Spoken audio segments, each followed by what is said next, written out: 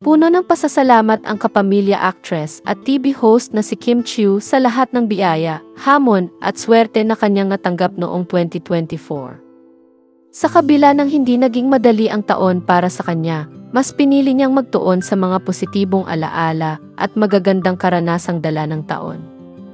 Sa kanyang Instagram account, nagbahagi si Kim ng isang video na naglalaman ng mga highlight mula sa kanyang personal na buhay at showbiz career. Tampok sa video ang kanyang matagumpay na mga proyekto sa ABS-CBN na hindi lamang nagdulot ng kasiyahan sa kanya, kundi nagbigay din ng inspirasyon sa kanyang mga tagahanga. What to hear?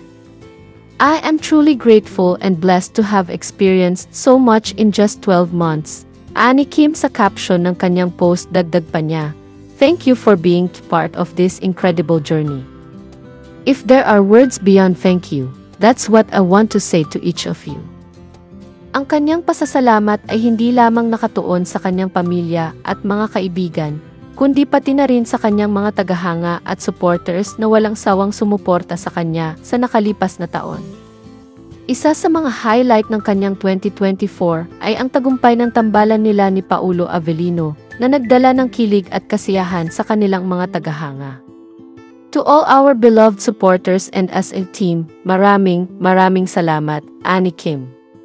Ipinahayag niya ang taos-pusong pasasalamat sa pagmamahal at suporta ng kanilang mga fans. Bukod sa mga tagumpay sa karera, ibinahagi rin ni Kim ang mga aral na natutunan niya mula sa mga hamon ng buhay. Ayon sa kanya, ang bawat pagsubok at tagumpay ay nagbigay daan upang mas tumibay ang kanyang pananampalataya at maging mas bukas sa mga oportunidad sa hinaharap. Lahat na nangyari, maganda man o mahirap, ay bahagi ng plano, ani Kim. Ibinahagi rin niya na ang pagiging totoo sa sarili at bukas palad sa kanyang mga tagahanga ang nagpalapit pa sa kanya sa kanila. Ang kanyang dedikasyon sa trabaho at sa pagbibigay inspirasyon sa iba ang dahilan kung bakit patuloy siyang minamahal ng marami.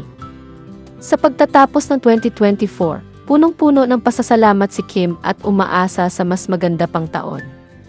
Para sa kanya, ang mga naranasan niya noong taon ay hindi lamang kwento ng personal na tagumpay kundi kwento rin ng inspirasyon. Ang mensahe ni Kim ay malinaw, anuman ang pagsubok, laging may biyayang dapat ipagpasalamat. Ang pananampalataya at pasasalamat ang siyang susi upang marating ang mas magagandang bagay sa hinaharap.